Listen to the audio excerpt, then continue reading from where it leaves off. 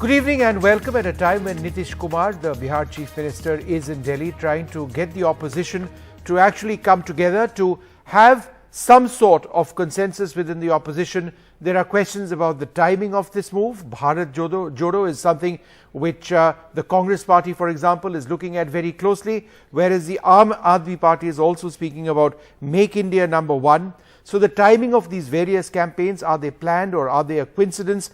Is the Aam Aadmi Party trying to replace the Congress at a time when a divided Congress is marching for unity? All of this is very important at a time when there are sharp differences which continue to exist within the opposition itself. So that's what we are looking at this evening. Rashid Kidwai, the senior journalist and author, joins me.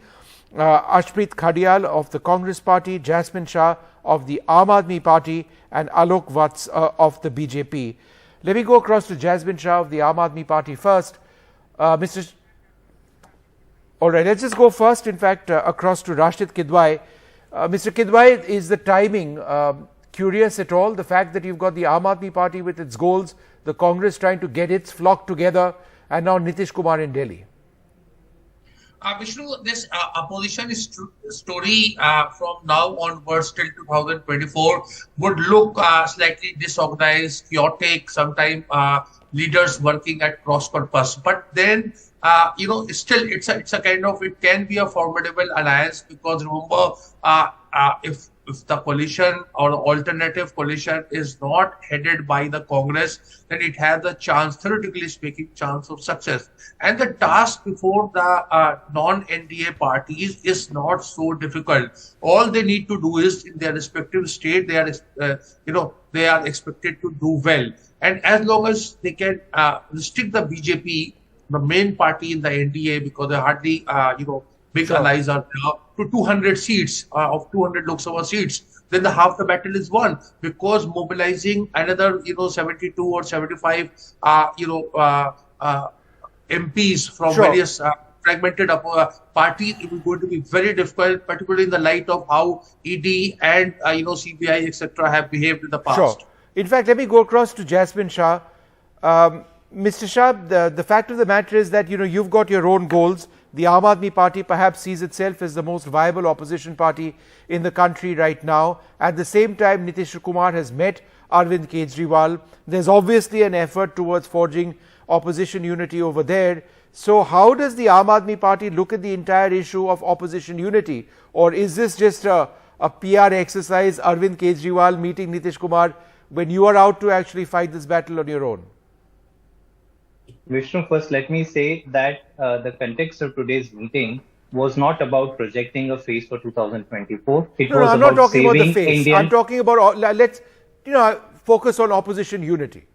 Absolutely. And it was about opposition unity. And the context of this was this unprecedented attack on Indian democracy by the name of Operation Lotus, which it was an unsuccessful attempt we saw in Delhi. It was successful in Maharashtra. In Jharkhand, it was unsuccessful. In Meghalaya, it was successful. So state after state, the foundation of Indian democracy is being weakened. And that is the reason the opposition leaders should talk to each other. At the same time, Honorable CM Arvind Kejriwal talked about his vision for making India number one. We spoke about health. We spoke about education. And I'm glad it was a very positive meeting. State leaders should be talking to each other, exchanging ideas. But the need of the hour today is to unite against this full-fledged frontal attack on Indian democracy, which BJP is doing by abusing CBI, ED. Even today we heard 30 ED raids ordered. When they had CBI, nothing was found. They had to pressurize a CBI officer so much that he had to commit suicide. So you see, these are the circumstances in which opposition leaders are talking. And our foremost objective today is to save Indian democracy. Okay. None of us will survive. No political party will survive if Indian democracy is going to be attacked in this manner, where open buying and selling of MLAs is happening and CBI ND is attacking one party after the other. Ashpreet Khadial of the Congress Party, are you willing to accept that there are huge differences within the opposition? For example, on the most basic question, what is the primary opposition party in this country? The Congress says, of course, we are. Look at the numbers in the last Lok Sabha elections, etc., etc. But on the other hand, you've got an Aam Aadmi Party on the ascendancy quite clearly. So, in a situation like this, are you talking as equals, or does the Congress still believe that among opposition parties, it is number one? See, if we go with simple maths, Aam Aadmi Party does not have a single Lok Sabha MP, not one. Their strength is zero. The total MLAs that the Aam Aadmi Party has in the country are around 153. The total number of MLAs that Congress Party has in the country are around 756. Number three, Aam Aadmi Party in many states does not even have a single worker. So therefore, there is no question of competition. There is no question of who's going to be leading the opposition. Congress Party is the largest. Congress Party has the most experience and is the most competent. So number two, why do we have to have a Bharat Jodo Yatra? Because Mr. Modi only does his Man Ki Baat. He does not want to listen other people's Man Ki Baat. And this Yatra would be not about politics. Mr. Gandhi would be meeting everybody, would be hearing their, concerns, their issues. No, I get that. Ashpreet, I get that. I know why he's there. I'm just trying to, I am asking questions about opposition unity, and you are picking holes on the Aam Aadmi Party, and statistically I'm sure you're correct. But all I'm trying to say is, if the opposition doesn't talk as equals, then it's game, set, match to the BJP. Are you willing to talk to Arvind Kejriwal as an equal as the opposition comes together? Yes or no? See, all the answers are not in yes or no. Like I said, all the like-minded parties are invited to be on a common platform. Whatever little differences that people are trying to refer to, parties are trying to refer to, they can always be ironed out, because the goal is very simple.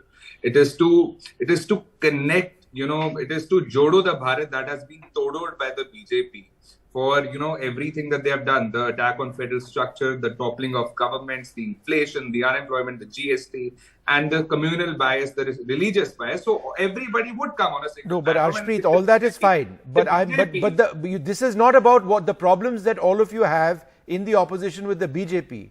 The issue is what the problems that you have amongst each other. Would you in the Congress be willing to accept Arvind Kejriwal as a potential prime ministerial candidate, or Nitish Kumar for that matter? See, number one, unlike the Aam Aadmi Party and unlike the BJP, a single man in the party does not make a decision in the Congress Party. It's always a unanimous decision. Very diplomatic Number answer. two. I'm asking you about your party's position.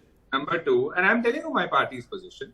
We don't work like the BJP and the Aam Aadmi Party does. It's not a dictatorial party. It's a democratic. Right. So you believe the Aam Aadmi Party is dictatorial?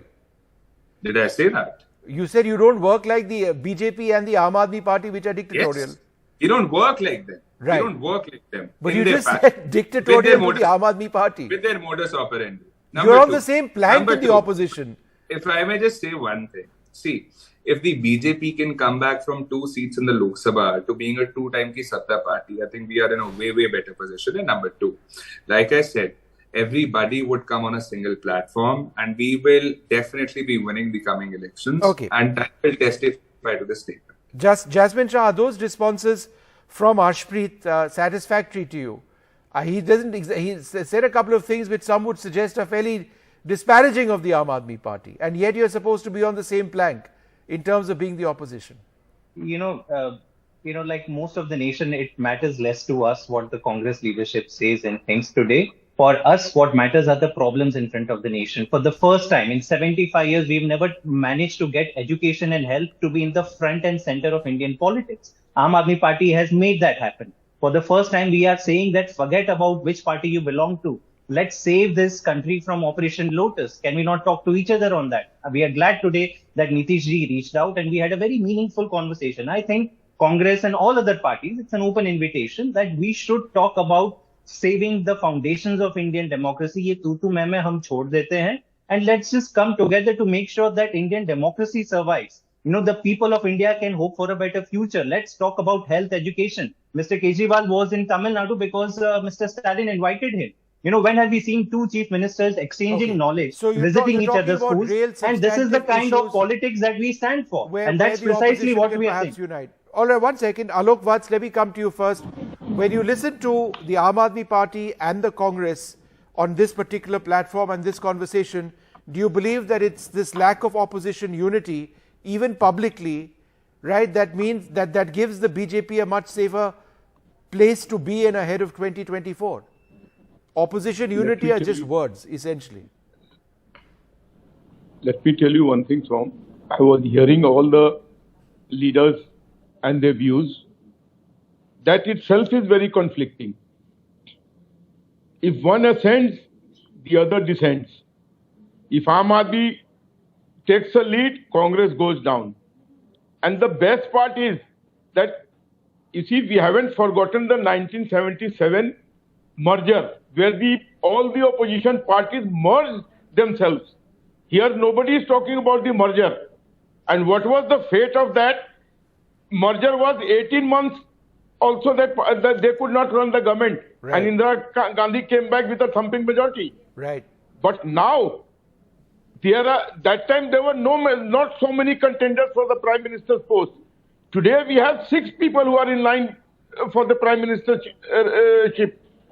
Who will they settle down for? And Nitish is in a hurry. Not Nitish is in a hurry. His own president says that he is not the PM candidate. But Lalu's son, Tejasvi Yadav, and the Deputy Chief Minister is in a hurry to send him to Delhi so that he can occupy the seat of the Chief Minister. So what is your problem if he tries to do that, sir? That might be his secret ambition. Is the BJP insecure about Nitish Kumar as a potential prime ministerial candidate in this country? We are not insecure about. So then let him come and speak and let him be projected as prime ministerial candidate. If it doesn't, why should this bother you at all? But from the country would want to know ultimately who's going to lead. Oh, that's a fair point. They cannot vote. I think Alok Vats has made a fair point. Rashid Kidwai, the Aam Aadmi Party and the Congress quite evidently are not on the same platform. We certainly know that Mamata Banerjee has had differences with other opposition parties as well. So what are we looking at right now when, you've got Nitish Kumar here as well, meetings with the CPM, very polite, public statements after that. But it doesn't take very much to figure out that there is no opposition which is united, none at all.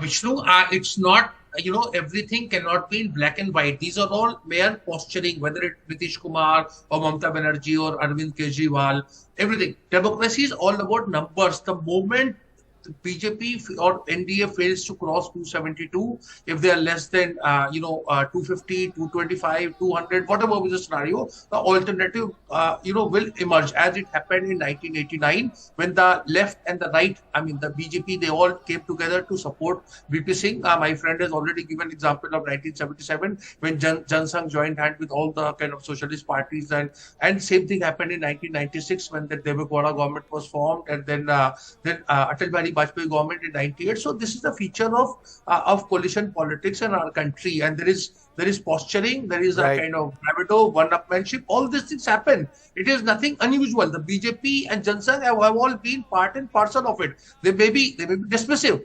That's fine. But you see, unless there is a vacancy, unless there is an opening, and the moment, Vishnu, let me tell you, the day there is an opening, you will see that all these things about who would be the leader and what is the, understanding and all will be thrashed out in 24 hours, as we have seen in 2004 when the, UPA was formed. All right. 11th hour decision making, assuming they get that far to threaten the BJP in the forthcoming elections. Let's see what finally takes place.